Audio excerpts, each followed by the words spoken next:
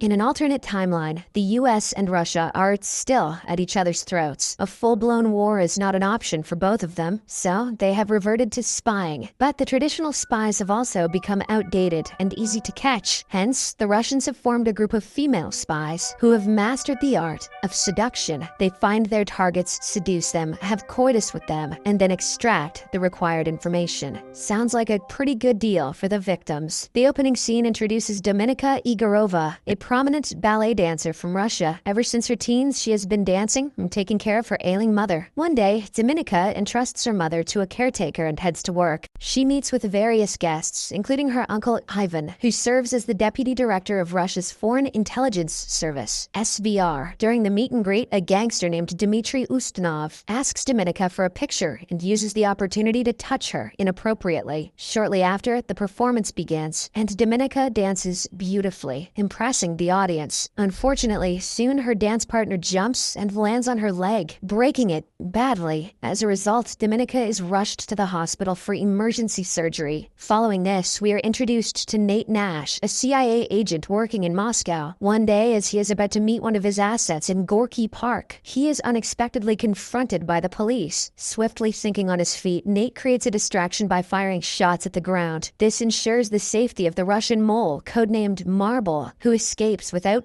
being identified. However, Nate is taken into custody by the authorities during the chaos. He is then escorted to the safety of the American embassy, where he meets his superiors. They inform him that Marble is safe, but he is to be deported back to the US due to his mistake. The next day, Ivan visits the director of the SVR and General Vladimir Korchnoi. They show him video footage of Nate's meeting in Gorky Park and explain that their primary interest lies in the unidentified individual. The scene then shifts back to Dominika, who wakes up in a hospital bed to discover that her leg is now encased in a metal frame. She is devastated when she realizes that she will never dance again. Months pass, but Dominika is still walking with the help of a cane. One day, Uncle Ivan visits her and reveals that her replacement has been found, which means that her workplace will no longer provide her with any benefits. Hence, he offers to help Dominika and asks her to come to him once she's ready. Before leaving, though, he hands her an envelope containing intimate pictures of her former dance partner and her replacement, as well as a recording of their conversation, which implies that her partner intentionally caused the accident so that his girlfriend could take her place. This revelation angers Dominika, so she goes straight to the theater to keep an eye on her former partner and his girlfriend. After watching them practice, she follows them to the steam room, where they start making out. In a fit of rage, Dominika attacks them with her cane, exacting her vengeance. On her way back, she stops by a phone booth and reports the incident as an accident.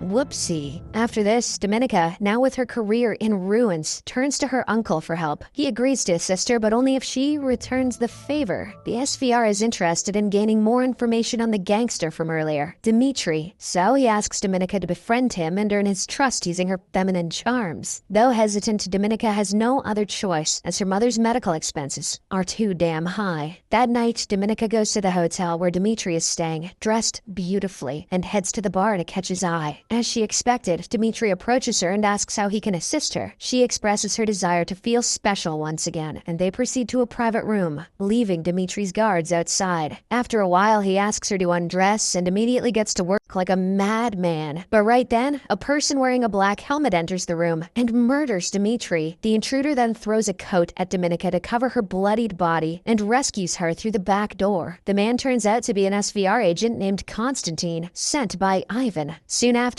Ivan comes to Dominika and presents her with a choice: either become an SVR operative or face execution for witnessing Dmitry's murder. As expected, she chooses to work for them. Following this, Dominika is enrolled in the harsh and rigorous state school floor, which specializes in training sparrows, SVR operatives skilled in using sexpionage to seduce their targets. I'm sorry, that was awesome. Upon her arrival, she is greeted by Matron, the head mistress of Sparrow, who gives her a new identity and leads her inside. The very next day, classes commence, and Matron delivers a speech on the current world chaos, emphasizing how Russia is the only country willing to make sacrifices to fix it. She also also announces to the students that their bodies now belong to the state, and they are obligated to perform any task assigned to them. In the next scene, Nate meets with a CIA panel who decides to suspend him for his blunder in Russia. However, Nate argues that he has worked with Marble for years and that nobody else can be trusted. His plea is eventually taken into consideration, and he is given a second chance to redeem himself. Nate is then assigned to the nearest city, Budapest, to re-establish contact with Marble. But, unknown to them, their every move is being monitored by the SVR. Back in State School 4, Matron teaches the Sparrows how to identify what their target wants. She displays several images on TV and asks them to identify their wants. The first one is incorrectly answered by an arrogant student named Victor, and Dominica corrects him. This makes him the laughingstock in front of everyone. Another female student correctly guesses the second, and she is summoned to the front of the class in order to satisfy a guy. The girl gets down on her knees. However, she is unable to do so. The following day, the students are asked to welcome a troop of soldiers who have recently returned from combat. Dominica selects a young man and takes him to a private room where she pleases him. Later, the performance is observed by Matron and the other students. Matron comments on Dominica's performance, saying that her technique was good, but she still hasn't learned to give herself up. After class, as Dominica is taking a shower, Victor comes from behind and tries to assault her, but she bravely defends herself by hitting him with a water tap. This incident causes a huge uproar, and General Vladimir himself arrives at the school to investigate. He asks Dominica why she did it, to which she responds that she serves the state, not her fellow students. In the next class, Dominica is called to the front by Matron, while Vladimir watches through a CCTV camera. Matron presents a picture of Victor and asks Dominica to identify his desires. Just then, Victor is brought into the room, and Matron orders Dominica to give him what he wants. Our protagonist undresses herself and sits on the table with her legs open, egging him to take her. However, Victor, who is still terrified from the earlier incident, leaves without even touching her. Dominica then answers Matron's question that he wants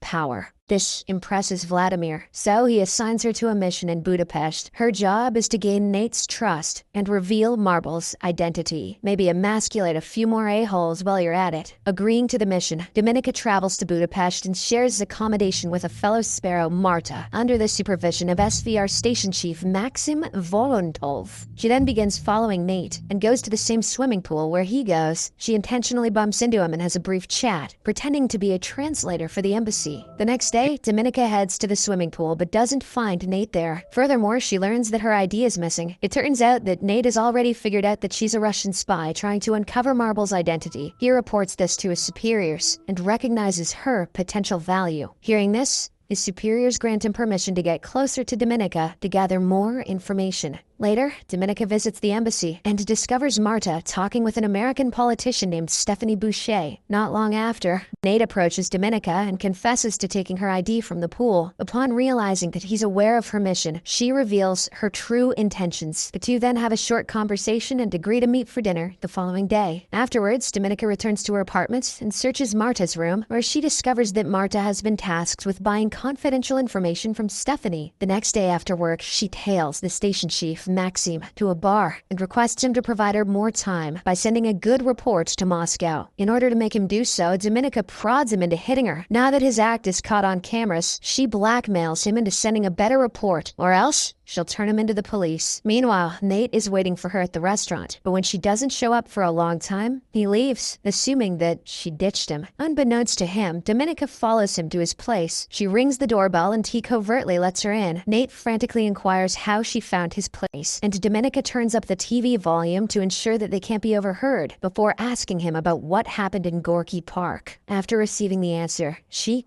kisses him, but he stops her midway and asks her to go home. The following day, Dominica receives an unexpected visit from Ivan, who wants to check on her progress with Nate. Feeling pressured to buy more time, she makes up a lie and tells him that she's also working on Stephanie's case with Marta, but will require additional funding. Ivan gives it some thought and decides to leave for now. While getting his coat, Dominica manages to sneak a look at his passport to gather intel on him. Later that evening, Dominica returns home to shockingly find Marta's lifeless body in the bathtub before she can even comprehend what happened. Constantine, the same SVR agent from earlier, appears from behind and grabs her by the neck. He then explains that this is what happens to those who share secrets. Meanwhile, Nate informs his superiors about Marble's new message, which confirms that Dominica is a sparrow. Although his superiors view her as a threat, Nate believes that she's still recruitable. The next evening, he brings Dominica to her apartment and admits that he knows her real identity. Dominica in turn reveals her story, emphasizing that her only concern is her mother's safety. Nate then offers her a deal to become a double agent for him, promising her protection in return. After thinking it over, Dominica asks if she can trust him. He assures her that she can, and the two end up becoming intimate. In the morning, Dominica meets with Nate's superiors, who subject her to a lie detector test to assess her reliability. Is this film a poorly cobbled together spy story that's using your body to sell tickets? Yes.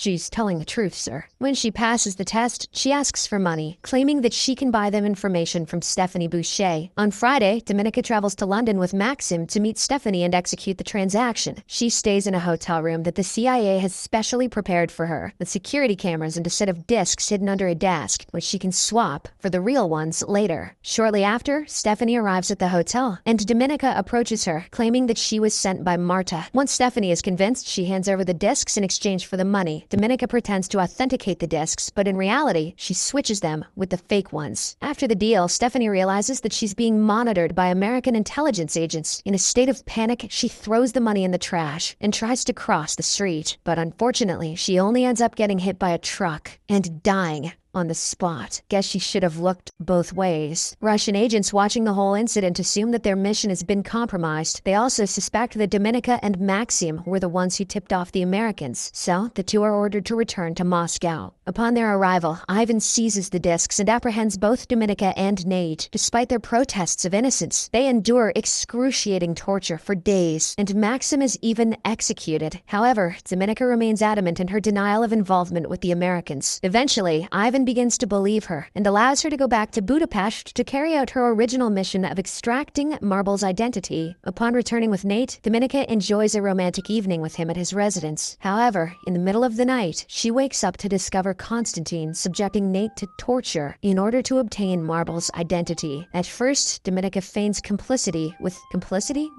Constantine, and even assists in inflicting harm on Nate. But when he is distracted, she assaults him, enabling Nate to break free from his restraints. The two then team up against Constantine and manage to take him down, but they endure serious injuries during this process. In the next scene, Dominica wakes up at the hospital, where she receives a surprise visit from General Vladimir. Shockingly, he reveals himself as the mole, Marble. Vladimir, who is a former patriotic official, confesses that he became disillusioned with Russia's rampant corruption when his sick wife was denied treatment from an American doctor, fearing that he will soon be caught and his sacrifice will be in vain. Vladimir instructs Dominica to expose him to Ivan. Doing so would make her a national hero and allow her to replace him as a mole. Dominica thinks the idea is absurd, but after a lot of convincing, she decides to turn herself into the authorities. She asks to speak to the Russian ambassador, and when her wish is granted, she explains that she has the name of the mole. However, she will only reveal his name in exchange for her freedom. In the aftermath of the conversation, an exchange meeting is scheduled at an airport. Nate is assigned to accompany Dominica in order to confirm the mole's identity. He is deeply upset as he feels used and betrayed by Dominica's actions. He feels used?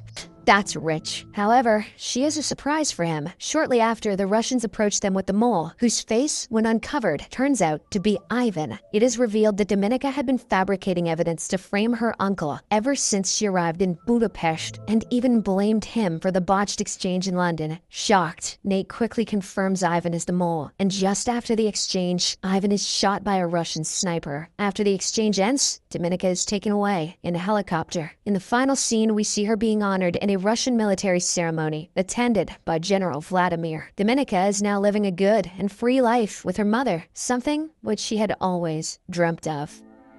Subscribe for more videos like this, turn on notifications, and leave a like to help the channel out.